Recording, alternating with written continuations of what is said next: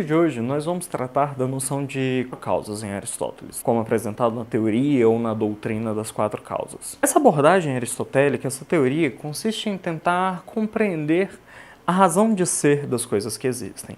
É importante lembrar que quando tratamos de causa nessa noção aristotélica, isso termina sendo uma asserção mais geral, não pensando causa simplesmente como a fonte direta ou a origem primeira desse ser. Mas pensemos também em causa num sentido mais abrangente.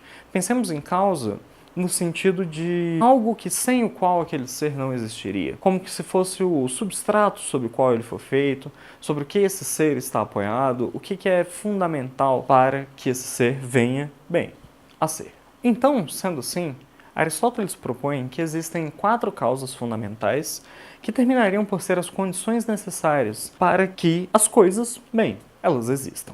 As quatro causas seriam a causa material, a causa formal, a causa eficiente e a causa final. Veremos agora o que cada uma dessas causas significa. A noção de causa material está associada à substância num sentido amplo, num sentido como é mais comum que a gente tenha no âmbito da física. Causa material diz respeito àquilo que entendemos como matéria. Matéria seria o substrato, que compõe fisicamente o ser. Essa causa material seria, em suma, aquilo que dá materialidade para a coisa em questão. Então, dessa maneira, nós podemos entender a causa material como a matéria-prima daquilo o ser em questão, a coisa, foi feita. Como quando, por exemplo, pensamos numa caneca. Essa caneca, se não houvesse um metal, que eu acredito do qual ela seja feita, seria impossível que essa caneca existisse. De um modo geral, de um modo mais amplo, podemos dizer que sem esse substrato material, a coisa empírica não existiria. Ela depende estritamente disso para que ela se materialize na realidade. Já na situação da causa formal, aí é apresentada uma contraposição que Aristóteles faz a seu mestre Platão. Enquanto Platão pensa a forma como uma ideia perfeita, imutável, uma essência apartada da realidade das coisas, Aristóteles traz a noção de forma para as coisas em si. A forma é entendido como sendo aquilo que individualiza a matéria, no sentido de que ela dá, a cara que a coisa em questão teria. Como, por exemplo, ainda pensando nessa caneca, podemos dizer que a forma cilíndrica e essa alça ou aba, esse apoio de segurar, termina por ser algo que a caracteriza enquanto caneca. Não simplesmente ela precisa ser feita de metal, porém também devemos entender que o metal é uma determinada forma, certo? A forma que a matéria assume, que também faz com que o ser seja caracterizado enquanto o que ele é. Tanto a causa material quanto a causa formal são suficientes para explicar a composição ou a aparência dos seres. Porém, ainda assim, elas não são suficientes para compreender a noção de movimento.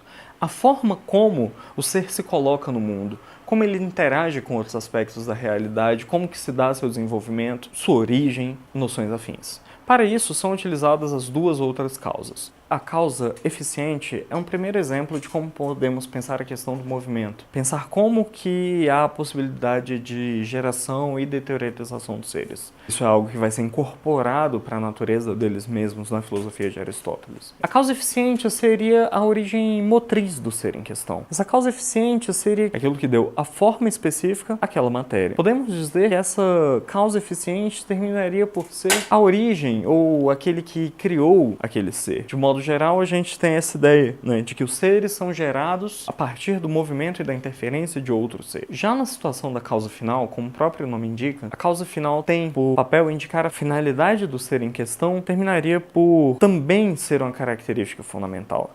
Nesse sentido, podemos dizer que Aristóteles tem uma visão teleológica da realidade. Ele entende que as coisas são direcionadas a um fim. Elas carregam em si sua própria finalidade de ser. Gosto de salientar, inclusive, que a causa final é a causa mais fundamental de todas, dado que a causa final terminaria por servir como uma espécie de orientação às demais causas. Como, por exemplo, no caso da caneca, que tem por finalidade portar líquidos para serem bebidos. Em casos como esse, se não houvesse tal finalidade, ou se a finalidade não servisse de orientação, podemos pensar que ela seria feita de um outro material que não serviria a essa finalidade ou numa outra forma. Então, de modo geral, podemos entender que as demais causas estão submissas à causa final. Podemos pensar outros exemplos a partir da teoria das quatro causas. Por exemplo, no caso de um guardanapo de papel. Nesse caso, como já dito, a causa material seria o papel. Um mundo possível onde não há papel este guardanapo não existiria. Já sua causa formal seria a forma retangular. É através dessa forma retangular, da maneira como ele é dobrado, que ele termina por se caracterizar enquanto guardanapo. Quando pensamos a causa eficiente deste guardanapo, temos que pensar bem no seu fabricante, na fábrica que produziu esse guardanapo, a fábrica que deu esta forma à matéria-prima do papel. E por fim, quando pensamos na finalidade, na causa final deste guardanapo, podemos pensar na finalidade como sendo, por exemplo, a finalidade de limpar-se. Talvez essa finalidade não seja lá muito bem cumprida. Este foi um vídeo sobre a teoria das 4 causas aristotélicas, fazendo uma apresentação de uma maneira sintética, com alguns exemplos banais para mostrar a dinâmica da causação ou da existência dos seres na filosofia aristotélica. Muito obrigado pela audiência e até a próxima.